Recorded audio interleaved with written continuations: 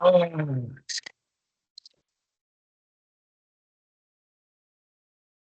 vamos a ver. Hoy vamos con Lecture 8.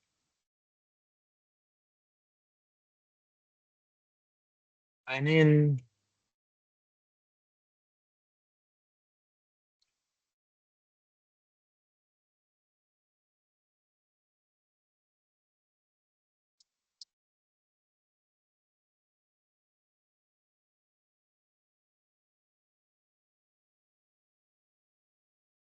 no, sorry.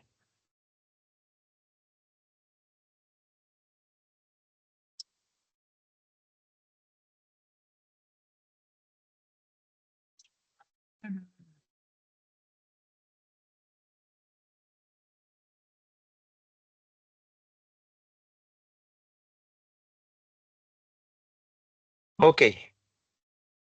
Bueno, antes de cualquier cosa, yo ya les he hecho el disclosure, ¿no? Saben que el curso es bien basado en los slides que trabaja MIT, pero como es un nivel grado de MIT, pasa mucho que el profesor que hace esto asume que los estudiantes se la saben todas.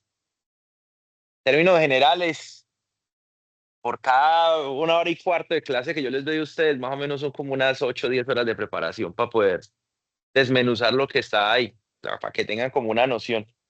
Eh, no se casan solo con el libro de clase, alternan mucho entre el libro de clase el que yo les comenté y el curso de arquitectura. Alternan mucho con papers que también se van haciendo como las citas ahí alrededor a través del paper. Pero yo le voy añadiendo cosas que cuando voy viendo que necesitan explicación, yo le añado un poquito como más de slides, porque a veces las cosas las dan ya muy sin masticar, como asumen demasiado que ya el estudiante ya se sabe las cosas. Eh, la clase de hoy es la última clase de esta como segunda tanda. La primera tanda nosotros vimos simplemente introducción a Machine Learning y la segunda tanda estamos hablando de computaciones basadas en kernel. Y es, términos generales, arquitectura común y corriente. O sea, la arquitectura que ya conocemos como la RISC-V. Si mucho le estamos añadiendo la parte de RISC-V vectorizada, que es como la antesala a lo que vamos a comenzar a ver después. La próxima clase empezamos a ver lo que son GPUs, cómo es la arquitectura de las GPUs, CUDA, todo ese tipo de cosas que ya hemos escuchado un poquito más actuales. Eh, ya vimos que uno puede optimizar de muchas maneras, no solamente hay una.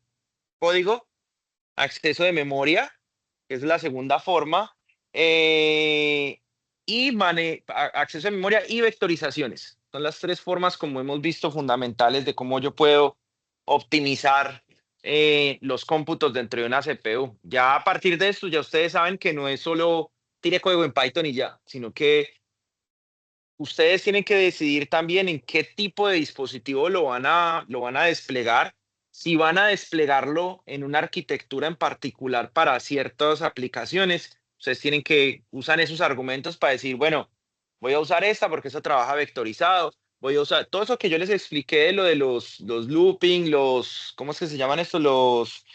Eh, lo de hacer la parte de la vectorización, lo de hacer el segmentado, pero no con vectorización, lo de los accesos a la memoria de caché, todos esos datos se vuelven a la larga criterios de diseño de ustedes para cuando van a comprar o van a utilizar una GPU para trabajar. Ustedes ya no es como, ¿qué le hace uno normalmente? Ah, no, pues no sabemos qué, pues pilla la más cara, o sea, cuando hay fondos del proyecto. Pero cuando vamos a desplegar, ahí es donde empieza uno, bueno, ¿y cuál vamos a usar? La que trabaja de qué forma. Si tengo una caché, pues normalmente si yo tengo 8 sensores, cada sensor tiene, qué sé yo, otros 8 variables. Entonces estamos hablando de 64 variables, cada variable de 32 bits para floating point. Ah, bueno, de 32 bits, entonces ya me doy cuenta que son, eh, ya tenemos que hacer la multiplicación de todo eso y nos damos cuenta que necesitamos 2 kilobytes de memoria caché para poder hacer un procesamiento optimizado con respecto a lo que vamos a trabajar. Entonces, eso es un ejemplo para que ustedes vayan viendo. A nivel de imágenes, también es importante saber también el tamaño de las imágenes. Si vamos a trabajar imágenes de ciertos tamaños, ciertos cachés se nos pueden funcionar de mejor manera. El procesador, por ejemplo, cuando hablamos basados, por ejemplo, en QDNN, que es lo que vamos a ver después, que les van a especificar las características que tiene para hacer esos procesamientos. Entonces, todos esos términos claves ustedes los van a ver. Eh, Hoy no tengo la tarea 2, no alcancé a sacarla, pero la idea es que después de esto nosotros vamos a hacer como un análisis comparativo. Vamos a usar el código que nosotros ya tenemos, todos estos códigos que hemos visto a través del tiempo de cómo podemos optimizar toda esa cantidad de forza, anidados, cómo los podemos optimizar, y vamos a correr uno por uno, vamos a montarlo en un simulador de RISC-V y vamos a ver, bueno, pues con esta estrategia tenemos tanto.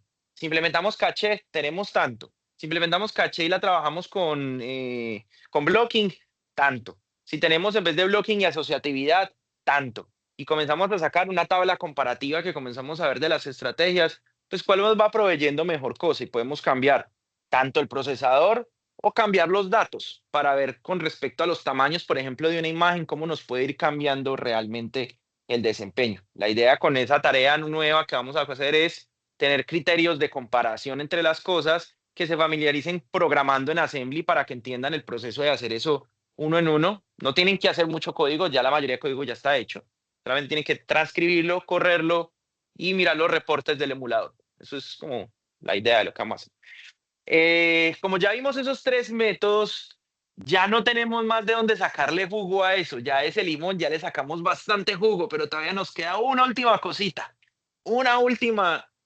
que nosotros podemos trabajar y es hacerle preprocesamiento o reorganización a los datos. Si nosotros, si por ejemplo, yo les estaba explicando la vez pasada que hay un teorema que se llama el de la convolución, la dualidad de espacio-frecuencia, que les permite a ustedes cambiar la convolución en el tiempo por una multiplicación punto a punto en la frecuencia. Entonces, ¿qué pasa? Si yo tengo una imagen, yo le puedo hacer una transformación en el dominio de la frecuencia y ahora ya no tengo que hacer, por ejemplo, una convolución completa de hacer ese barrido, sino que esta imagen la crezco del tamaño llenándola con ceros como, con el filtro y ahora que tienen el mismo hago la transformada de Fourier, multiplico punto a punto y ahora hago la transformada inversa de Fourier. Y con eso ahorro un montón de pasos. Entonces, todos esos tipos de transformaciones nos vamos a dar cuenta que son útiles. Particularmente las que más vamos a ver hoy son las que son orientadas a matrices. Vamos a ver también que las matrices, las arquitecturas, eso lo vamos a ver en las próximas unidades, de hoy en día que están hechas para ser aceleradores de procesamiento matemático, están muy hechas para trabajar a nivel de matriz. Ya están hechas para que la matriz entre, o sea, ya la arquitectura, la forma como están hechas las cosas, funciona mejor diciéndole literalmente esta matriz con esta matriz. En vez de decirle todo este sector de memoria y hacer muchos for y muchas cosas, simplemente yo le digo a CUDA, yo le digo, yo quiero esta matriz, y ella reorganiza los elementos de forma matricial de tal forma que el producto sale en menos tiempo. Por tanto, pasar las cosas a matrices va a ser mejor idea, va a ser mucho mejor. Va a aparentar que es más grande, pero el hecho de que esté en matriz ya hace que sea más rápido. Vamos a duplicar datos, vamos a cambiar cosas, vamos a descomponer matrices y a ubicarlas de cierta manera que el hardware lo va a interpretar como una matriz y por tanto va a ser más rápido. Listo. Nosotros primero vamos a ver Full Connected. O sea, Full Connected es, ya estamos como ya cansados de la unidad pasada de ver esto, en el cual el Input Feature Map tiene el mismo tamaño del filtro, uno a uno. Yo pongo el filtro encima de la imagen y da lo mismo. Producto punto prácticamente entre las dos matrices. Y si tal vez tenemos varias capas en la parte del filtro, que serían, perdón, y si tenemos M filtros, pues entonces produciríamos M capas en la salida de un píxel. Eso es lo que llevamos mirando desde hace mucho tiempo. En este caso, por ejemplo, nosotros cuando pasamos a vectorizado, nosotros podemos hacer el arreglo de los elementos de tal manera que las podemos dividir en los grupos de acuerdo al tamaño del vector. Entonces, por ejemplo, en este caso, CHW0 me diría el tamaño del vector y CHW1 me diría cuántos vectores hay. Entonces, así yo hago como es como hacer el barrido XY que llevamos viendo y que vimos en la clase pasada. Eh, De igual manera, entonces ya yo tengo que garantizar que el producto CHW1 por CHW0 me termine dando CHW para yo no alterar el tamaño de las cosas. Si yo voy a hacer vectorización, yo puedo dividir el CHW en este término, perdónenme, acá, así, como una constante por una L que es el paso, el tamaño pues que tenemos de los lanes que llamamos para la matriz, la parte vectorial. Recuerden que una de las cosas es el tamaño del vector y otra cosa son los lanes. Los lanes es cuántas operaciones podemos hacer por momento. En hardware, si tenemos 8 lanes, podemos hacer 8 operaciones en una sola tacada. Por eso está dentro del parallel for. Entonces nosotros para operar por lanes hacemos la transformación que vimos la vez pasada, que viene siendo esta misma y esta de acá, para poder nosotros usar lo que llaman un stride para hacer saltos de cada tantos pasos. Y en este formato sí le podemos decir al procesador con una instrucción vectorial como load vector o add vector o mul vector, y ya con eso él puede interpretarlo como una operación vectorial y puede organizarlo en lanes, puede dejarlo como sea. Si yo no lo organizo de esa manera, es muy difícil seguir el formato de la instrucción, seguir el formato que la instrucción está pidiendo, que me pide un registro, una constante y una constante. Yo no lo tengo explícito en la fórmula, por tanto, no lo voy a poder poner tan fácil. Por eso es que hacemos todas esas transformaciones. Eh, si nosotros, con este caso básico, que simplemente estamos partiendo el CHW, lo estamos partiendo en dos elementos, vamos a hacer M por C por H y por W max, que lo obtenemos de multiplicar el parallel for con los dos for de arriba, ¿sí? M por los límites, me quiero decir, con estos de acá. Este límite de acá, este límite de aquí y este límite de aquí me va a dar este producto que yo estoy viendo aquí. Es todas las posibles iteraciones que están ocurriendo para hacer max. Entonces, ¿cuántas max hago? MCHW al terminar este programa. ¿Cuántas lecturas de la entrada yo realizo? En este caso, pues realizo C por H, por W y por M. O sea, son la cantidad de veces que yo entro. O sea, también es el mismo dato, pues. Toda esa cantidad de veces en este código, como lo ven, yo tengo que hacer esta operación. Una iteración, hago esta operación. Una iteración, hago esta operación. Todas las veces tengo que hacer la misma operación. ¿Cuántas lecturas de pesos? Que viene siendo F. En este caso también tendríamos que hacer CHWM. De nuevo, cada vez que entra ese parallel for, tiene que estar haciendo una lectura, entonces no cambia nada. ¿Y cuántas escrituras de la salida necesitamos hacer? Solo necesitamos hacer M. Solo necesitamos hacer M. Porque yo puedo acumular el O sub M, lo puedo acumular todo en un registro y cuando termino los for, cada uno los puedo guardar. Entonces solamente necesito hacer M accesos dependiendo de los M elementos que estoy acumulando. Si yo le hago la intensidad computacional a eso, también ya lo vimos y tiende a un medio, ¿sí? Que viene siendo el número de accesos de Mac por el número de lecturas. Por eso es que se hizo anteriormente esa anotación. Si nuestro sistema tiene la capacidad, tenemos un hardware, un procesador que puede hacer una lectura por Mac, que eso sería muy bueno. Leo un dato, lo multiplico. Leo un dato, lo multiplico. No necesito leer más para multiplicar. ¿El sistema lo estaríamos utilizando al 100%? Pues obviamente no. Lo estamos usando la media máquina. Todavía tenemos media máquina más para utilizar. Podemos optimizar ese uso. Si nosotros observamos acá esta gráfica, tendríamos, y por ejemplo, esto es como un modelo, esto se ve mucho en los procesadores. Se llama un Roofline Model y es como una grafiquita que les va a decir a ustedes la relación que hay entre intensidad computacional y los max por ciclo. Por cada lectura, yo puedo hacer una cantidad de max. Listo, por cada lectura yo puedo hacer una cantidad de max. Y por cada ciclo, por cada loop, yo hago una cantidad pues de max. Para lo que nosotros mirábamos, por ejemplo, si en un for completo, yo hago 8 max por ciclo, no importa que yo lea muchas max, que yo lea muchos datos.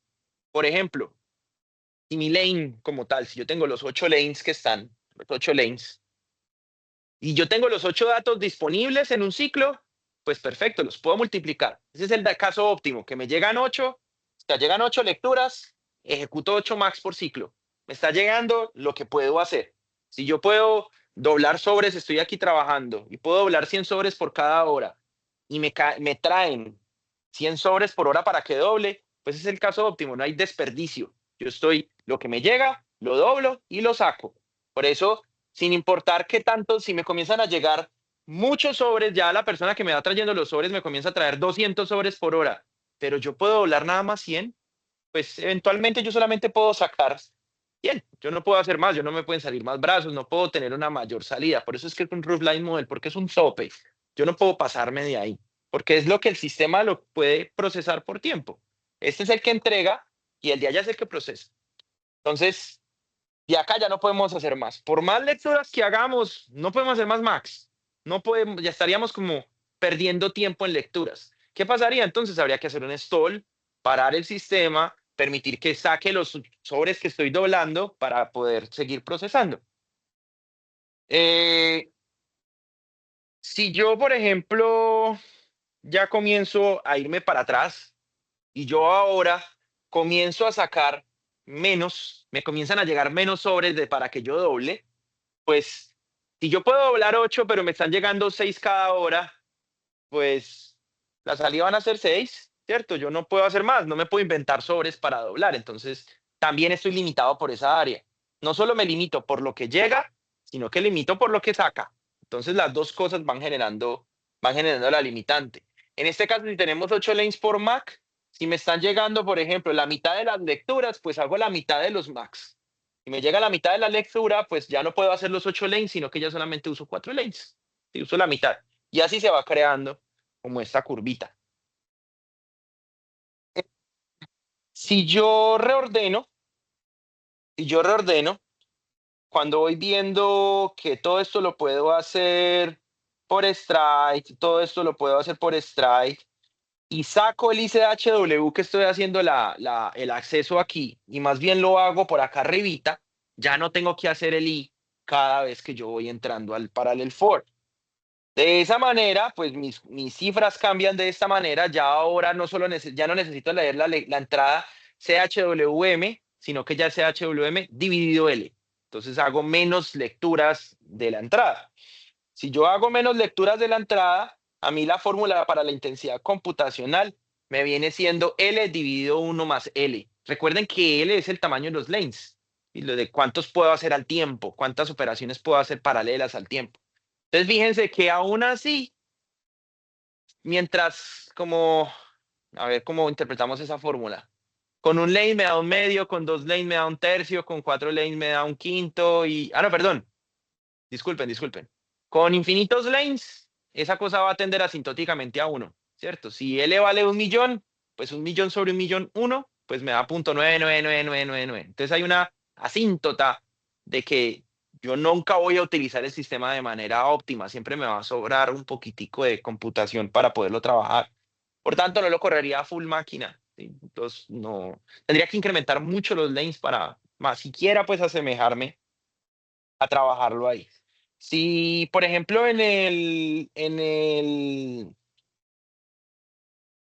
¿cómo era el cuento? Aquí no me acuerdo. Tenemos 8 lanes. En el ejemplo pasado, nosotros tenemos 8 lanes, pues entonces tendríamos 8 novenos de intensidad computacional. Sería lo que pudiéramos lograr y nos ubicaríamos en ese pedazo. Yo les dije a ustedes que, claro, el punto óptimo es que lo que me llegue es lo que saco, sí, pero nunca es como bueno, porque eso siempre tiene ruido, ¿no? Siempre, a veces yo puedo que un combo de un lote de sobres lo doble un poquitico más rápido, un lote de sobres lo doble un poquito más lento. Entonces nunca es bueno trabajar tan justo, nunca es bueno trabajar aquí, nunca es bueno trabajar en esa zona, siempre es bueno trabajar pues con un poquito de sobra, un poquito por aquí, que tenga siempre un buffercito que yo tenga como para trabajar. Eh, entonces, dependiendo de eso, nosotros queremos llegar a ese punto óptimo que queremos de computación. Nosotros queremos que la cantidad de max por lectura sea correcto, que podamos llegar a un 1 prácticamente, y que la cantidad de max por ciclo sea el máximo posible que nosotros podamos hacer. Entonces, queremos obtener el mismo resultado hablando bit a bit, o sea, que no cambie, que no haya ruido, que no haya error, que el número sea el mismo que obtuve antes y después de la optimización, pero vamos a reducir el número de operaciones. Eh, de esa manera nosotros nos vamos a enfocar mucho es en reorganizar los datos. Vamos a reorganizar los datos para que funcionen de cierta manera. Una de las formas como uno se basa, como para que ustedes vean cómo uno puede hacerlo, vamos a imaginarnos que una multiplicación nos puede costar $1. Ahora, para que tengan una noción de dinero, en toda esta presentación vamos a hablar en la misma escala monetaria. Una multiplicación nos va a costar $1 y una suma nos va a costar 5 centavos. ¿Listo? Si nosotros hacemos la multiplicación de dos números complejos, A más BI, que multiplica a C más DI, pues al hacer la ley distributiva que uno normalmente hace, que es como lo haría uno a mano en un examen, habría que hacer 4 multiplicaciones, ¿no? Una, dos, tres y 4 multiplicaciones. Y además de esas 3 multiplicaciones, habría que hacer 3 sumas. Una suma, 2 sumas, 3 sumas. ¿Me siguen hasta ahí? ¿Cierto? Haciendo eso, pues serían $4 más 3 sumas, que serían a 5 centavos, nos daría 4,15. Sin embargo, por ejemplo, Gauss, y eso sí, en esta presentación no voy eso ya es de la gente ya de computing, scientific computing. ¿Cómo se inventaron esto? Pues es que yo siempre digo que ellos en esa época eran como que muy desocupados, pienso yo, y yo no sé cómo hacían, pero se inventan unos algoritmos que son bien interesantes, unas formas bien interesantes de hacer las cosas. Gauss lo que dijo fue, bueno, pues yo puedo analizar este producto y puedo analizar las transiciones que hay entre los elementos comunes entre el primer arreglo y el segundo arreglo, y voy a tratar de describirlo a partir de unas constantes en las cuales yo pueda separar las cosas. Por ejemplo, yo tengo C más D, siempre es C más D, D menos C, siempre es D menos C, y A más B, siempre es A más B. De esta manera, fíjense que entonces yo en esa parte de derecha del producto, yo respeto los paréntesis, yo no estoy mezclando A con C, por ejemplo, en esa parte, en la parte del paréntesis con el numerito constante. Este numerito está solo y entre ellos están en el mismo grupo. Eso es como la motivación y no voy a entrar más a fondo de ahí. Después de eso, entonces yo voy a definir qué tienen en común restándolos y qué tienen de común sumándolos. Entonces, es como el método que él usó para encontrar eso. Es como mucho teoría de conjuntos lo que hace Gauss para hacer esto. De esa forma digo que la parte real es K1 menos K3 y la parte imaginaria es K1 más K2. Solamente quiero que vean y que no entiendan así súper a fondo porque es que es cada cosa, pero comprendan que simplemente hizo una transformación, definió 3 constantes y después la definió como 2 sumas. Y con eso, vean que redujo los productos, da un producto, 2 productos, 3 productos, que son las 3 multiplicaciones que vemos aquí. Y ahora las sumas las redujo a 1, 2, 3, 4 y 5. De tal manera logramos bajar el costo de la operación de $4,15 a $3,25. Eso es que casi un 30% de lo que, ¿cierto? Sí, no un 20 y pico por ciento de lo que podemos hacer optimizar esto. Es brutal. De hecho, es la forma como se usa para hacer cuando hace más cálculo complejo, usa el algoritmo de Gauss. Él no usa el término a término y después resta y eso, sino que usa el algoritmo de Gauss. Eso también mucho que ver con, no sé si ustedes se acuerdan del término de eliminación gaussiana, que uno ponía los vectores y los ponía aquí y hacía unas diagonales. Yo no sé si ustedes se acuerdan de eso. Eh, Basado en eso, podemos ver algo un poquito más generalizado y es Strassen, suena como el nombre alemán, si es Strassen. Veámoslo, Strassen. Strassen salió con un método que es muy parecido al método de Gauss, pero ya en este caso lo vamos a utilizar para multiplicar matrices. Si nosotros cogemos una matriz y la segmentamos, esto nosotros ya lo vimos, de hecho, esto se usa bastante. ¿Alguno de ustedes me puede decir esto para qué lo vimos? ¿Para qué haríamos esto? ¿Se acuerdan? A ver si hacemos un buen repasito de lo que llevamos hasta ahora. Sí, pero mi pregunta es más, nosotros como que aprovechamos ciertos recursos o ciertas cosas al hacer esto. Esto tiene una ventaja de poder hacer esto. Y yo les expliqué en una de las 3 o 4 clases o temas que nosotros estamos viendo, que estamos optimizando el hardware ahí cuando hacemos esto de acá. Los accesos a la caché, exactamente. Si nosotros logramos hacer que los términos A minúscula, B minúscula, C minúscula, D minúscula logren caber dentro de la caché, ya reducimos la cantidad de mises. Y nosotros podemos hacer A y E, por ejemplo, de un tamaño en que quepa en la caché. Entonces, con un solo acceso al primer elemento de A, me cargo lo que necesito. Y con el E, me cargo lo que necesito. Y con eso puedo hacer el producto término a término sin requerir más accesos adicionales. Si A valiera más que la caché, cuando yo estuviera llegando a los últimos elementos de A, tendría un miss. Entonces, para eso hacemos esto. ¿Sí? Esto se llama divide and conquer y es de lo primero que nosotros vimos. Pero nos vamos a dar cuenta que esta no es la manera óptima de realizarlo. ¿Sí? A pesar de que está bien dividir y eso, no es la manera óptima. Acá nosotros, por ejemplo, y estamos hablando ya en términos matriciales, que el costo debería ser más de $1, pero por tener ahí la cosa, vamos a asumir que el producto matricial también sigue valiendo $1. Entonces, A por E, entonces sería $1, $2, $3, $4, $5, $6, $7, $8. Y por cada suma, que serían 4, nosotros estaríamos sumando un total de 8,20 al hacer eso. Sin embargo, a este man se le ocurrió de una manera particular que él puede crear estas 7 constantes. Siempre que ustedes busquen el método de Strassen, no se preocupen por entenderlo. Es mi mayor consejo, sobre todo hasta ahora, viernes, no se quemen las neuronas, no lo entiendan, la fórmula está y la fórmula existe y la pueden encontrar en Google en todas partes. Tipo dijo, vamos a crear estas 7 constantes. En términos generales, las constantes lo que hacen es respetar los grupos. Vean que, vean que es lo mismo que yo les decía a ustedes. Aquí estamos respetando F y H, que hacen referencia a este grupo, A y B, que hacen referencia a este grupo, C y D, que hacen referencia a este grupo. Son productos que separan las dos matrices, productos entre los elementos de uno con los elementos de otro.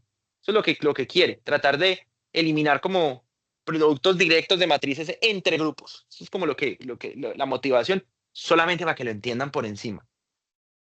Si llegamos entonces y tenemos a P7 y toda esta vuelta, ahora él dice que el producto matricial, ahora lo podemos decir de esta manera. Una vez nosotros hallamos primero P1 a P7, ahora nosotros podemos hallar AB haciendo este conjunto de sumas. Listo. Con esos factores nosotros hacemos estas sumas y ya obtenemos A y B, de la misma manera como lo haríamos allá. Entonces vamos a hacer cuentas. Vamos a hacer cuentas.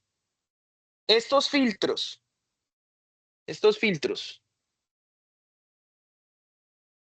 Acá nosotros tenemos, vean que tenemos, para poder hallarlos tenemos un producto, 2 productos, 3 productos, 4, 5, 6 y 7. 7 multiplicaciones para poder hallar eso. ¿Listo? Es todo lo que necesitamos. A diferencia del día ya que necesitamos 8. Ya estamos ganando $1 ahí. Eh, F menos H, A más B, seríamos 1, 2, 3, 4, 5, 6, 7, 8, 9, 10. 11, 12, 13, 14, 15, 16, 17, 18. 18 sumas necesitaríamos. Entonces, por eso el número que viene aquí. 7 multiplicaciones con 18 adiciones bajaríamos de 8,20 a 7,90. Pero no parece como mucho, ¿cierto? No parece mucha cosa. Pero nosotros tenemos que ver que hay valores que no necesitan cambiar a través del tiempo. Si vemos esto y vamos a asumir que A viene siendo, por ejemplo, el input feature map y que B viene siendo los filtros, ¿ok? De estos elementos que están en de P1 a P7, vamos a notar que hay unos que ya podemos precomputar. ¿Lo ven o no lo ven? ¿Cuáles pudiéramos tener, simplificarlo al precomputar? ¿Cuáles elementos creen ustedes? A no tener que cargar siempre por un número, otro número y sumarlos, no hay necesidad, pues más bien los hacemos antes de comenzar la iteración y ya tenemos esa constante bien definida.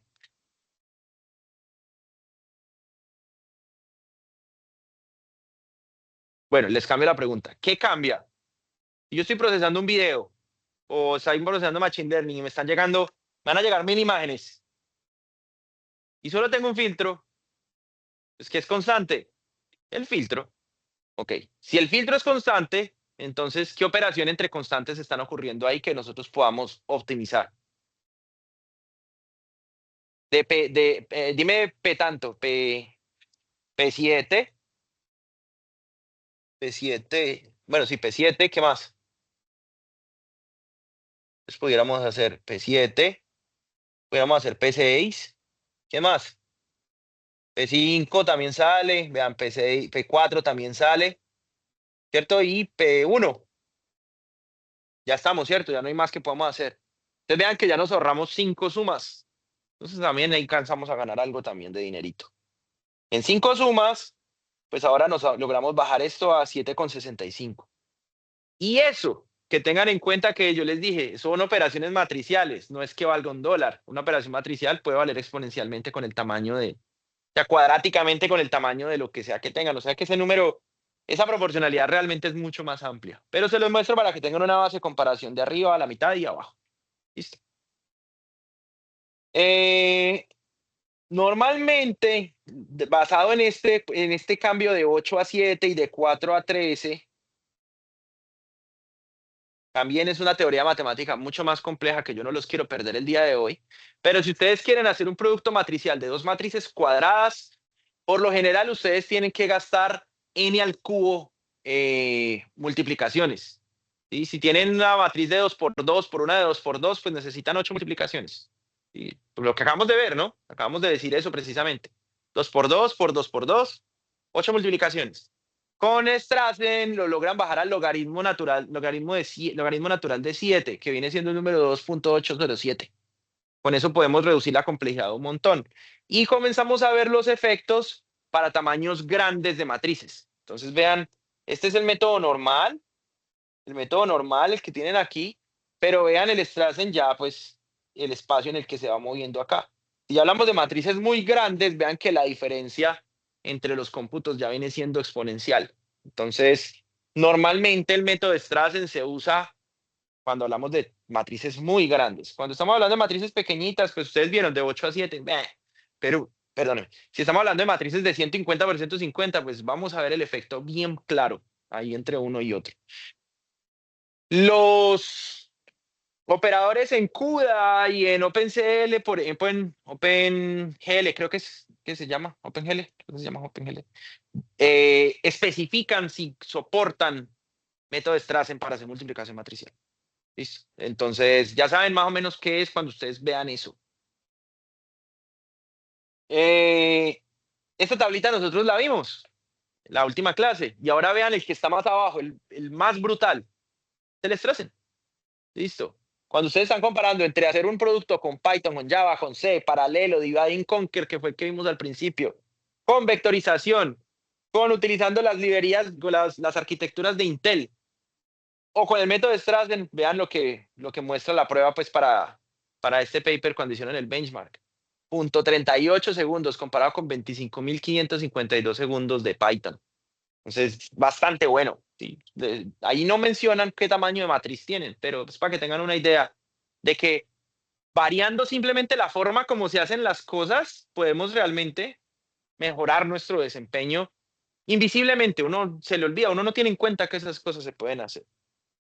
Eh, Ahora nosotros vamos a ver, básicamente eso fue para Full Connected, lo que acabamos de ver. Tamaño del input feature map es igual al tamaño del filtro. Eh, y ahora vamos a tratar de ver qué hacemos si nosotros queremos trabajar una capa convolucional. En una capa full connected no tenemos, por ejemplo, bueno, tenemos que CHW del filtro es igual al CHW de la entrada, más o menos parecido como lo estamos viendo aquí. Aquí lo único que cambia en esta fórmula es que estamos incluyendo n, que viene siendo por lotes, el batch. Estamos operando un lote de 8 imágenes al tiempo, pues eso es lo que estaría pasando con el batch. Si nosotros hacemos la capa convolucional, vean que le comienzan a entrar muchas más otras cosas al problema. porque ya venimos mucho tiempo acostumbrados a SHW, pero no podemos olvidar que antes se llamaban RIS para el Input Feature Map y ay, perdónenme, se llamaba RIS para el filtro y se llamaba PIQ para la salida y se llamaban, sí, básicamente es eso, RS para el filtro y PIQ para la salida. Son los términos que estamos utilizando.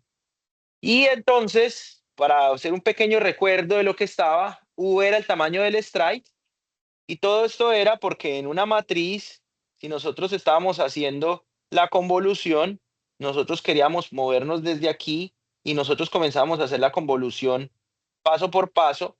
Y este salto de aquí hasta aquí era el stride que nosotros estábamos hablando, que viene siendo esta y esta variable. Y ese salto en indexación del stride, pues que viene siendo de tamaño U, es que tanto nosotros estamos brincando en la salida y en PIQ. Bueno, vean lo que estamos acá en la salida PIQ. Si estamos hablando de una capa convolucional, aquí lo ven un poquito más claro, tenemos los filtros se multiplican punto a punto aquí y la multiplicación punto a punto nos va a dar un píxel, que es lo que habíamos hecho por el full connected, lo que llevábamos haciendo todo este tiempo era eso. Pero ahora la convolución hace que el problema sea un poquito más complejo, porque ya no solo tenemos que hallar un píxel, sino que tenemos que hallar todos estos píxeles que están en este elemento. Como si no fuera suficiente, tenemos que de todas las capas poder hallar todas las capas que están aquí y además de eso, de todo el ancho de C, nosotros tenemos que, perdónenme, de todo el ancho de M, de todos los tamaños de los filtros que haya, todo el número de filtros, tengo que convertirlo en un número de capas. Entonces ya tengo más grande, el problema ya está un poquito más complicado. Con convolución es como hacer muchos full connected al tiempo. ¿Sí? Es full connected este con este va en ese pixel, full connected de este con otro pedacito va a otro pixel. Y ahora tenemos que anidar full connected, por decirlo así. El reto es que el full connected de este primero se difiere del full connected, digamos que si hacemos el movimiento ahora aquí, si estamos con un strike de 1, vean que la mayoría de los datos van a ser parecidos, ¿no? Los elementos del siguiente movimiento, el siguiente strike, va a ser casi igualito que el primero, solamente van a cambiar como en un lado, como en una columna, y van a tener elementos nuevos de otra columna. Entonces vean que hay unos elementos como en común. Y yo puedo utilizar como esa similitud para hacer ciertas transformaciones de la operación convolucional para que luzca como una matriz y para que pueda resolverlo mejor el hardware. Si nosotros implementamos esto, vean eso, ya se va volviendo como un poquito como feo. Ya tenemos un montón de force arriba que necesitamos hacer por cada output feature map. Si nosotros nos fijamos, hay diferentes enfoques que hay para las arquitecturas dentro de computación paralela. Principalmente las GPU y las CPU usan algo que se llama SIMD, que es Single Instruction Multiple Data, o Single Instruction y Multiple Thread. Ese es el SIMD y SIMT. Lo vamos a ver después, no se preocupen, no tienen que entenderlo a fondo ahora. Lo único que les quiero mencionar y que entiendan de aquí es los dibujos. Estos dibujos muestran que las nuevas arquitecturas se enfocan mucho en trabajar en paralelismo, se enfocan mucho en realizar muchas operaciones al tiempo. A la izquierda vemos lo que les había dicho, la arquitectura temporal, son como las dos vertientes que hay en cuanto hay paralelismo de unidades aritméticas. La temporal está a la izquierda, la espacial está a la derecha. ¿Cuál es hay como varias características, pero hay tres características fundamentales que hay entre la izquierda y la derecha, que están enlistadas ahí. La de la izquierda, que es la temporal, la que usa la CPU y la GPU, la unidad de control es centralizada. Vean que la unidad de control está abajo y es la que le manda las señales a la ALU, a todas las ALUs. Ella es la que se encarga de hacer eso. Entre los lanes, vean que no hay comunicación. Vean que en la de la izquierda, paralelamente, son como hilos, no se tocan entre uno y otro. Mientras que en el de la derecha, vean que ya es un tejido. Ya yo puedo de esta ALU comunicarme con esta y hacer esto y seguir diferentes procesos. Además de eso, Vean que en el de la derecha, cada un ALU tiene una unidad de control pequeñita para poder tomar sus propias decisiones de manera distribuida. Además de eso, vemos que los registros de propósito general, que son los azules, en la CPU, en las GPUs, que es el modelo temporal, es centralizado. ¿Sí? Entonces solamente las ALUs acceden ahí y ya esto se comienza a propagar aquí a través como de un pipeline o lo que sea que estemos trabajando. Mientras que aquí cada uno de estos componentes de la ALU puede tener su propio registro para operar. Esto es otra variabilidad. Eh, con esto pasa mucho, ¿por qué? Porque este tipo de dispositivos, que es un ASIC es prácticamente es como un chip de propósito específico, y la FPGA es como lo último que falta, que es que ustedes la programan, pero ya dura así programada por el resto de la vida hasta que ustedes la reprogramen la arquitectura. Son arquitecturas que son rígidas, son ya como fueron. Y como son rígidas, me permiten a mí, o sea, son rígidas en el momento de yo implementar, yo solamente puedo programarla para hacer una tarea y ya, pero yo puedo modificar todo lo que pasa allá adentro. Yo puedo añadir más ALUs, puedo cambiar cables, puedo poner más registros, puedo hacer lo que sea. Mientras que con una CPU o con una GPU, eso ya viene, el fabricante ya lo fabricó, ese chip ya se hizo y ya lo dejaron allá. Como este es más flexible, pues me permite a mí hacer todo este tipo de interconexiones y todo este tipo de cosas para la tarea específica que voy a realizar. Sin embargo, Nvidia, Intel, etcétera, todos ellos tratan de que su dispositivo sea más de aplicación general, que mucha gente lo pueda utilizar para diferentes cosas, que no sea exclusivamente para fotos o para audio o para video o para video 3D. Ellos tratan de que tenga un amplio rango. Por eso se van por este tipo de arquitectura, ¿sí? Porque hacer esto es mucho más flexible a la hora de operar, me permite hacer más cosas de lo que me permitiría si yo hago esto. Me vuelve mucho más complejo. El punto con todo esto es que hay cosas que están hechas de cierta manera para permitirme y facilitarme a mí hacer productos de matrices. Eso es todo el cuento. Esto es mucho más efectivo operando por matrices que por for. Si yo hago un for, por ejemplo, como el que ustedes habían visto anteriormente, y solamente uso un registro con una cosa y no uso vectorización, pues solamente necesito una value y estoy operando aquí. Si yo lo trabajo de manera matricial, pues automáticamente prácticamente todos estos tienen acceso a memoria, cargo toda la matriz, opero todos los en la segunda matriz, hago los corrimientos y necesito sumar. Realmente no es como que aquí sea una matriz, pero, pero acá cargo fila, columna, fila, columna, fila, columna, fila, columna, después sumo todo y salió. Funciona mucho más rápido. Así a lo larga no pareciera, pero vamos a ver que nosotros podemos hasta crecer el tamaño de los datos, pero no va a importar porque esta arquitectura es capaz, bueno, esa arquitectura es capaz de lidiar con eso. Está optimizada para eso. Eh, simplemente como para que tengan como una noción de que hay muchos fabricantes ahorita que están apuntando para trabajar con operaciones matriciales. Intel Nice Landing CPU tiene instrucciones especiales vectoriales para Mac. NVIDIA Pascal tiene soporte dual de 16 bits floating point en un solo núcleo. Eso se ve mucho en los microcontroladores de Texas Instruments, también tienen eso. NVIDIA Volta GB100 GPU tiene una especie, esto es un typo, esta slide lo hice yo, pero esto es una X aquí. Tiene una unidad especializada para hacer Max entre matrices. Sea, hago multiply en Accumulate con matriz 1 y matriz 2. Es así de brutal la GB100. Facebook también saca dispositivos y ya van haciendo dispositivos específicos para Deep Neural Networks. Y también vemos que hay System on Chip, que ya son literalmente el chipcito que hay ya para hacer las operaciones. Ya las lanzan, por ejemplo, Samsung, Apple, que ya son más orientadas al uso final del usuario. Yo les comenté a ustedes que ese feature que tiene el iPhone, que uno cuando está, yo no sé si les comenté eso, que uno está en visión nocturna y que uno lo saca y se ve que está tirando una cámara, y esa detección de esa imagen que él coge para la captura del rostro para poder desbloquear, para que sea así de rápido como lo hace Apple, es un System on Chip. Y eso de revisar la cara lo hace un System on Chip. Eso no es carga procesal.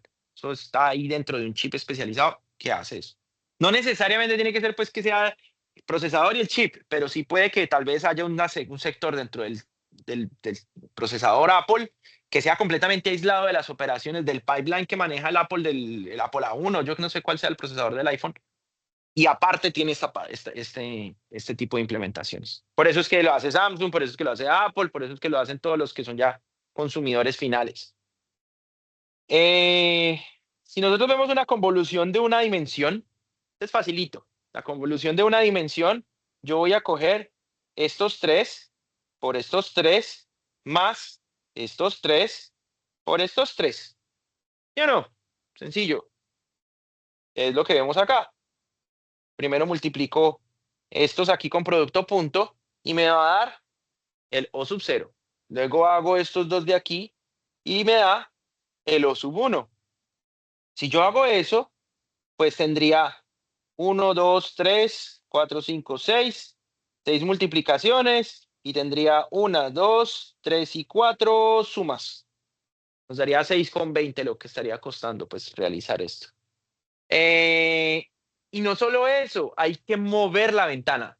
Eso ténganlo en cuenta que eso cuesta un montón. Mover la ventana, hacer ese for, ya les he explicado un montón de veces que el hecho de hacer un branch, nosotros estamos metiendo hazards en el pipeline y hacer un branch puede costar un montón porque tenemos que hacerle flush al pipeline si no ocurre. Entonces también es un costo que no está medido aquí, pero es algo que hay que hacer. Si nosotros podemos, en vez de hacer como producto, sume, después mueva, producto y sume. Si podemos cambiar todo eso para hacer simplemente un producto matricial, pues vamos a darnos cuenta que mejora un montón. En este caso, pues si utilizamos algo que se llama Winograd, es como muy amiguito del cuento del Strassen, eh, fíjense en esta distribución. Vean que ahora yo cogí mi vector, que es de 1 por 4, el de la entrada, y ya lo convertí en una matriz de 2 por 3. Vean la secuencia. Vean que este es 0, 1, 2, ¿sí? Y 1, 2 y 3. Estoy repitiendo datos, ¿sí? Pero de esa manera quedó ahora todo hecho como una matriz. Y como quedó hecho como una matriz, ahora yo puedo hallar el elemento 0 como un producto matricial. Fila por vector por columna y fila por columna. A diferencia de la vez pasada que teníamos que hacer primero un producto y después teníamos que movernos y hacer otro producto y movernos. Si nosotros le cargamos todo esto en la rama, la GPU lo va a hacer mucho más rápido. Ahora, pues, tendríamos las mismas 6 productos con 4 sumas, que sería pues los 6,20. Sin embargo, lo que dice Winograd es algo muy parecido a lo que vimos con Streisand, que hacemos la separación de las cosas. Entonces ahora creamos 4 constantes, K1, K2, K3 y K4. Y cada una de esas constantes, K1, K2, K3 y K4 van a depender de los términos del filtro y de los términos de la entrada. Y de nuevo vean que son productos como separados. A la izquierda del producto son de la entrada y a la derecha del producto son del filtro, como lo están viendo ahí. Ahora cuando yo hago eso, yo puedo ya definir que mi salida está definida como esto, K1 más K2 más K3 y K2 menos K3 menos K4. Si nosotros le hacemos las cuentas a esto, vamos a mirar los productos. Tendríamos un producto, dos productos, tres productos, cuatro productos. Cuatro productos. Y miramos las sumas. Tendríamos una suma, dos sumas, tres sumas, cuatro sumas. A ver, ¿cómo es que es esta vuelta? 5, 6, 7, 8, 9, 10. Me está faltando una. 11 y 12. Tendríamos 12 sumas. Vean lo que dice ahí abajo. Cuatro multiplicaciones, 12 sumas y dos corrimientos. ¿Para qué son los corrimientos?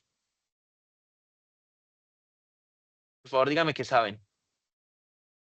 ¿Alguien sabe para qué son los corrimientos por dos? Para dividir en K2 y en K3. Listo. Como tenemos que dividir entre dos, pues en vez de dividir, que sería una operación de multiplicación por punto 5, pues corramos la palabra un bit a la izquierda. Tendríamos un costo de 4,60, asumiendo que el corrimiento no tiene un costo pues despreciable, pues que no tiene mucho problema. Sin embargo, cuando ya Si nosotros miramos que este término de aquí solo hace referencia al filtro y este término de aquí solamente hace referencia al filtro, podemos bajar de 12 sumas, lo podemos bajar a 8 sumas. Y eso nos daría un costo final de 4,40, comparado con 6,20. Estaríamos sumando $1,80. Sí, estaríamos gastando de más. ¿Alguna pregunta? Ok. Eh, ya vemos entonces que podemos grabar esto, grabar ese dato en memoria y nosotros podemos evitar tener que hacer todas esas operaciones de suma y todo ese tipo de cosas ahí. Ahora, el método de Winograd es un poquito más complicado que el de Strass. Y eh, digamos que el más popular del Winograd es hacer clústeres de operaciones de 2 por 3. En este caso, 2 por 3 me quiere decir es que hay dos elementos en la salida con un filtro de tamaño 3. Eso es lo que quiere decir eso. Y con el filtro tiene F0, F1 y F2. Y la salida tiene 2. O sea, esto es tamaño de salida por tamaño de filtro. Y eso está especificado en el slide. Y notación, size de output por size de filtro. Es el método más común de Winograd. De hecho, la mayoría de GPUs de NVIDIA y CUDA, de hecho, vienen por defecto con un Winograd de 2,3. Es el más común que se usa, porque de ahí nosotros lo podemos extrapolar a otro tipo de ejemplos. Nosotros podemos, ¿cómo les digo yo? Como colocar un Winograd dentro de otro Winograd para poder hacer productos de dos dimensiones, en términos generales. Es un poquito más complejo que eso, pero no lo quiero sobrecomplicar, pero sepan que el Winograd ese es el más común. Em, si yo, por ejemplo, ya lo analizo entonces en términos matriciales, en términos de álgebra lineal, nosotros, todo eso que yo les acabo de explicar de K1, K2, K3, K no sé qué, el producto y eso, todas esas operaciones raras que ustedes vieron, a la larga, la teoría que hay detrás de eso es que Winograd lo que hace es que transforma las matrices F y la matriz I a un espacio vectorial de Winograd, como lo llama él. Y para poder hacer la transformación matricial, si alguno de ustedes es familiarizado con la teoría de álgebra lineal, uno cuando multiplica por una matriz y por su transpuesta por derecha, uno está haciendo una transformación por valores singulares y significa que eso es como una rotación. En términos generales es como rotar y amplificar, es lo que hace cuando hacemos ese tipo de productos. Y lo mismo con BT por B. Estos valores para la de Winograd de 2,3 pues ya viene predefinido. Si ustedes les interesaría en algún momento de su vida laboral en un futuro trabajar con Winograds más grandes, sepan que esa B y esa G van a cambiar dependiendo del tamaño de la matriz y entonces la operación sería la misma pero utilizando diferentes plantillas para B y diferentes plantillas para G. Pero la más común, la que funciona más genérica es 2,3. Entonces tienen esta matriz y al final la A es para hacer la transformación inversa del espacio de Winograd de nuevo al espacio que ya estamos trabajando. Cuando hacemos esta transformación, multiplicamos punto a punto y después transformamos de vuelta. Eso es lo que hace. No se preocupen por entenderlo a fondo, solo sepan que haciendo estos productos matriciales funciona. Y como se hacen esos productos matriciales, yo también lo puedo usar para hacer transformaciones de Winograd para matrices de 3 por 3. O sea, que Winograd no solo me funciona para vectores de 2 y 3 dimensiones, sino que también me funciona para matrices de 2 por 2, de 3 por 3 y filtros y salidas de 2 por 2. Si nosotros lo vemos de esta manera, tranquilos que lo voy a hacer zoom para que no se mareen. Si lo vamos a aplicar el Winograd, por ejemplo, para hacer a 2 dimensiones, nosotros hacemos 3 pasos. Definir, transformar y hacer el producto punto y la inversa. Que es lo de las fórmulas que vimos arriba. Básicamente estamos haciendo lo mismo. En la etapa de definir, nosotros simplemente colocamos la matriz de entrada. Por ejemplo, entonces esta es una matriz de 4 por 4 y le vamos a hacer una convolución con un kernel que sería el filtro. Lo llaman mucho kernel, también es otro término para los filtros, de 3 por 3. Es algo parecido a lo que vimos ahorita, solamente que ahora estamos hablando en términos de matrices. Si seguimos la fórmula, luego hacemos la transformada. Ya sabemos cuánto vale B, ya nos lo dieron, ya estaba en el slide anterior. Y si yo multiplico B transpuesta por I por B, pues me da todos estos elementos. No se preocupen que solo confíen. Dan todos esos números. Si hacemos la F, hacemos la transformación para F, también nos termina dando estos términos. Vean que estos términos que estoy señalando aquí como la bolita se parecen al Winograd de un vector. Se parece mucho. Solo sepan que está ahí. Listo, da esos dos. Finalmente hago el producto punto entre esos dos elementos que me dieron. Entre, por ejemplo, I00 menos 02 por el F00. Y véanlo acá, I00 menos F02 por el F00. Y me va a dar K00. Y así para abajo. Todos los punto a punto me va a dar todos esos elementos. Si hago todos los K con el primer índice 0, me dan cuatro elementos. Si hago todos los K con índice 1, me dan 4 elementos. Si hago los K2 y K3, pues también me da 4 elementos, que me termina al final dando 16 elementos. Por cada uno de esos elementos, noten ustedes que hay un producto. Aquí yo tengo una queja con respecto a este material, y en todos, yo no sé por qué en todos los, revisé como 4 libros tratando de entender por qué era así. Pero en todos los libros, si ustedes se fijan, a ver, vamos para aquí. Vean la F. Vean esto acá. Y ellos dicen que son 16 productos, que al hacer Winograd en matricial de 3x3 por 4x4, se convierte nada más en 16 productos. Mi opinión es que no es así, deberían ser 12 nada más, porque todo lo que se multiplique con este cero, pues va a dar cero. Es un producto que no necesitamos hacer. Fíjense, fíjense en los Ks de arriba. Vean que en los Ks tenemos un C abajo, pues un cero abajo. Vean, en este K tenemos otro cero aquí abajo. Y en el K2 y K3 vamos a encontrar otro cero en la final. Entonces, ¿para qué hacer esa multiplicación? Sin embargo, en todos los libros reportan que Winograd, cuando hacemos dos salidas de 2x2 con filtro de 3x3, vamos a tener un tamaño de multiplicaciones de 16. Sus motivos tendrán, pero yo pienso que son 12. Finalmente, cuando hacemos el producto de A transpuesta por la matriz de Cas que nos dieron y por A, nos termina dando esta fórmula de aquí. Si hacemos el mismo procedimiento con el ejemplo de 2 y 3 que vimos al principio, vectorial, no matricial, nos va a dar las mismas fórmulas que hicimos. Eso uno lo hace y da. Yo lo hice y dio. Entonces, si hacemos esa convolución, podemos pasar de hacer una convolución básica sería 9 productos aquí, 9 productos acá, 9 productos aquí y 9 productos acá. Un total de 36 multiplicaciones haríamos con una convolución común y corriente. Pero si nosotros utilizamos el método de Winograd, logramos pasar de 36 multiplicaciones a 16.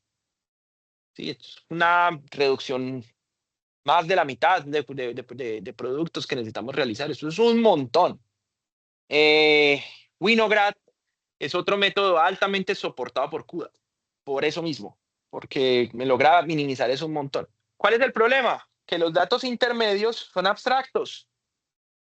Hay mucha abstracción ahí. Como estamos, acuérdense que yo les dije que nos pasamos al dominio de Winograd y después nos pasamos a la inversa, pues en el dominio de Winograd esos datos no se entiende nada.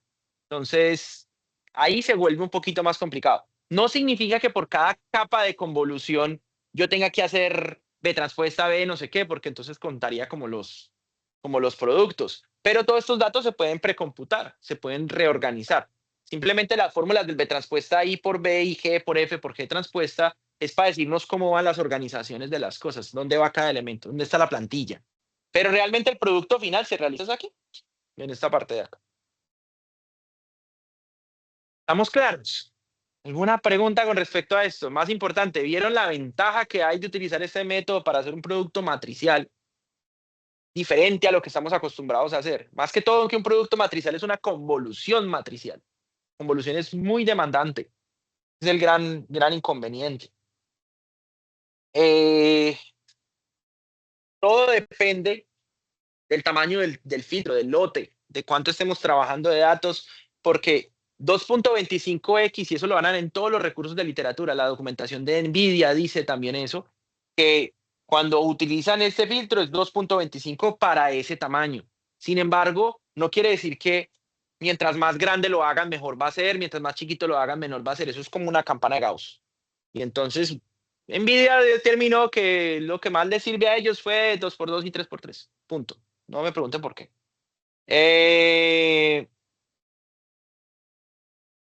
Otro método que nosotros vamos a ver, pues que quiero mostrarles, perdón.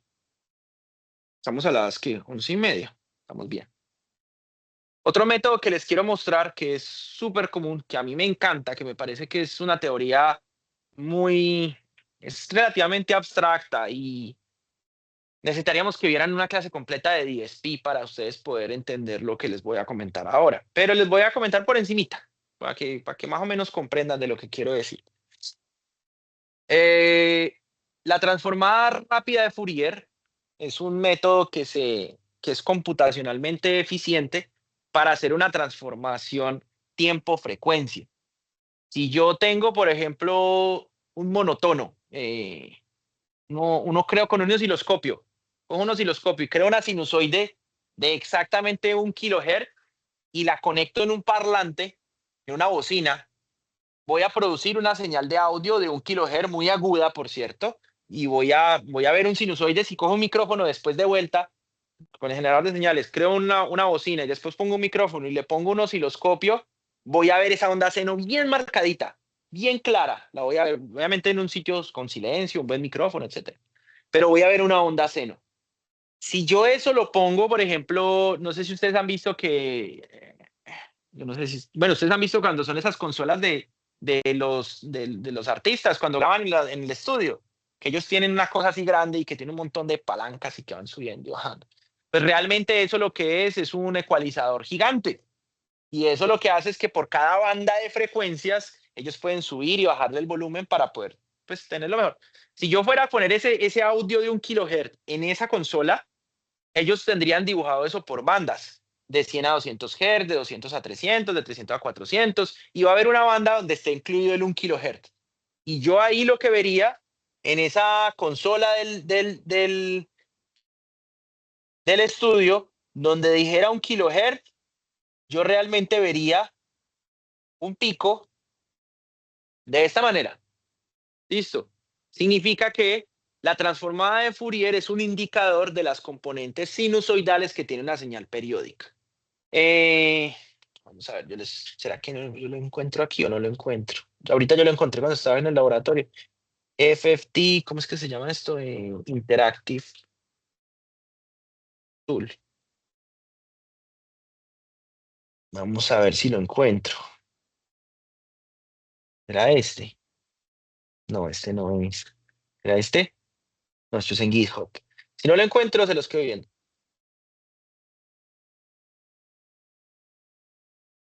No. Bueno, FFT.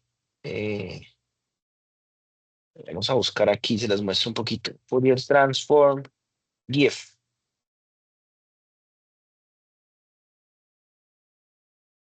A ver si esto me funciona de esta manera. ¿Este GIF correrá o no correrá? Esto es. Vean ustedes una onda cuadrada, por ejemplo, una señal que es cuadrada en el tiempo, que mientras más componentes frecuenciales nosotros le añadamos, puede ser más cuadrada, más definida. Y yo puedo hacer que esa señal cuadrada se me componga de diferentes ondas sinusoidales. Y eso que ustedes están viendo ahí se llama el espectro de la señal. Y me va a decir qué componentes frecuenciales tiene esa señal periódica que yo estoy trabajando, que lo verían de esta manera. ¿Sí? Eso se llama cuando tiene una señal cuadrada, genera un espectro de tamaño de una onda sin C, que es la que ustedes están viendo ahí que va bajando. Mientras más precisión tenga la transformada de Fourier que ustedes hagan, pues más componentes frecuenciales van a ver, y más pueden como recuperar la imagen original. El espectro en Fourier se da como si fuera un espectro en Bode. Y yo no sé si ustedes recuerdan de cuando vieron por allá cuando se trabajaba circuitos 2, que cuando ustedes hablan de frecuencia lo dan con números complejos. Los números complejos tienen dos cualidades, tienen magnitud y tienen fase. Son las dos cosas. Entonces hay transformada de Fourier en magnitud y transformada de Fourier en fase. La transformada de Fourier en magnitud, la componente de Fourier en magnitud, lo que nos va a indicar es de ese pico que yo les dije de 1 kHz, qué tan grande es. Si yo le subo volumen a la bocina, va a subir. Si le bajo volumen, va a bajar la amplitud como tal. Y la fase nos va a permitir a nosotros decir, esta es una sinusoide, pero la puedo mover así. Está en este espacio de tiempo. La fase se usa mucho para poder hacer la transformada inversa, para poder reconstruir esta señal. Si yo no tengo el espectro de fase, yo no puedo volver a reconstruir esto, porque pongo una sinusoide aquí, con esta fase, después pongo otra, pero la muevo un poquito, pongo otra, pero la muevo otro poquito, y al mover yo esas fases, es como yo puedo reconstruir esto, si no, no me va a funcionar. Em, Cuando yo tengo entonces estos componentes espectrales, se pueden calcular, uno los puede calcular como numéricamente, digamos, en tiempo continuo, haciendo una integral y etcétera, y etcétera, o lo puedo calcular en tiempo discreto. En tiempo discreto está normalmente algo que se llama la transformada discreta de Fourier, que es una consumatorias, todo lo que hace, consumatorias.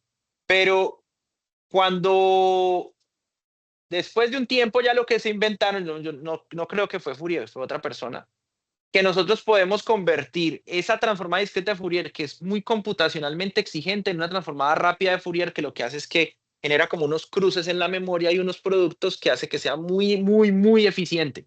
La mayoría de los ecualizadores que ustedes ven y la mayoría de los cálculos de frecuencia cuando ustedes notan lo más que les puedo decir es en la parte de audio, porque es lo más visual que ustedes han visto, siempre es con transformada rápida de Fourier. Siempre tiene que ver con transformada rápida de Fourier. Eh, yo les digo aquí, Fourier. Esperen, yo les digo acá algo acá. 2D Fourier Transform. Es que yo había visto uno más de bonito para trabajar. Interactive. Online. Es que había encontrado una que lo que le hacían era. Vamos a ver si se me lo muestra.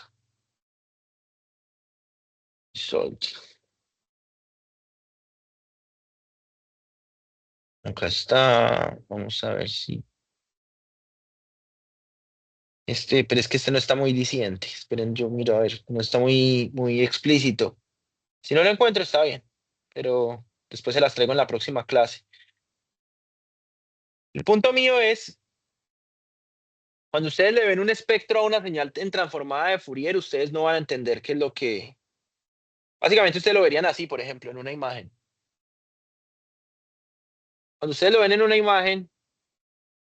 ¿Esto qué pasó? ¿Por qué se borró? Porque está con. Aquí está. Cuando ustedes lo ven de esta manera, no van a entender nada de lo que está ahí a la derecha. Eso no dice nada. Y para poder, a través de la transformada de Fourier, recobrar la imagen, necesita la magnitud y la fase para poder decir, esta frecuencia está así, esta frecuencia está de esta manera. La transformada rápida de Fourier también les va a mostrar, por ejemplo, elementos muy puntuales. La próxima clase me comprometo en traerles bien el ejemplo de eso. Pero si ustedes ven una foto que sea muy periódica, una foto, por ejemplo, de un tablero de ajedrez, ustedes van a ver en el lado derecho, van a encontrar los puntos exactos de la periodicidad que tienen esas señales en X y Y. Y van a verlo como un mesh, como unos puntitos que van a ver ahí. Mientras más periodicidad haya, van a ver más los patrones en la transformada de Fourier.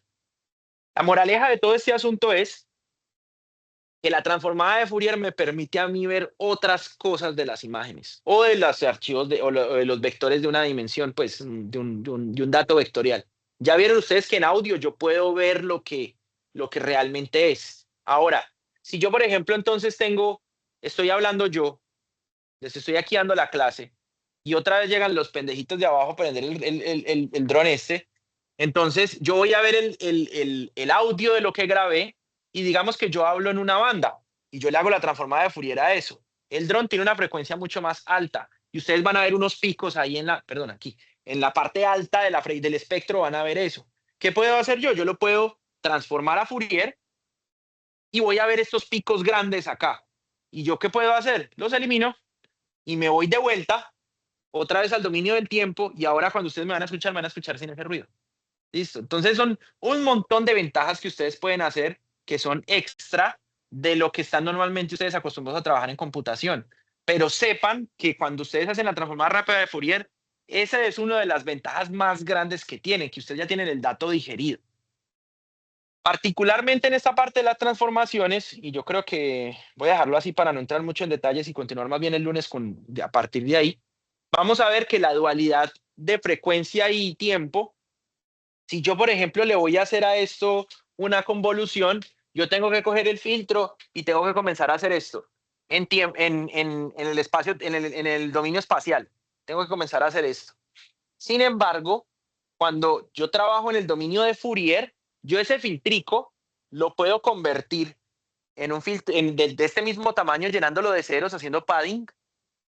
Cuando tienen el mismo tamaño, les hago la transformada de Fourier y cojo estos puntos con la transformada de Fourier del filtro, lo pongo encima y ahora funciona como un producto punto.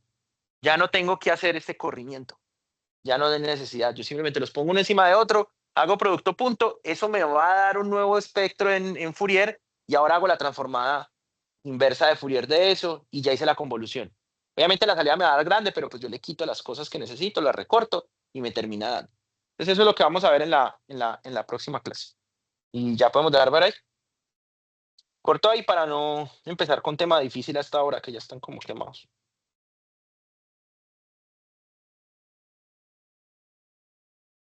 Stop recording.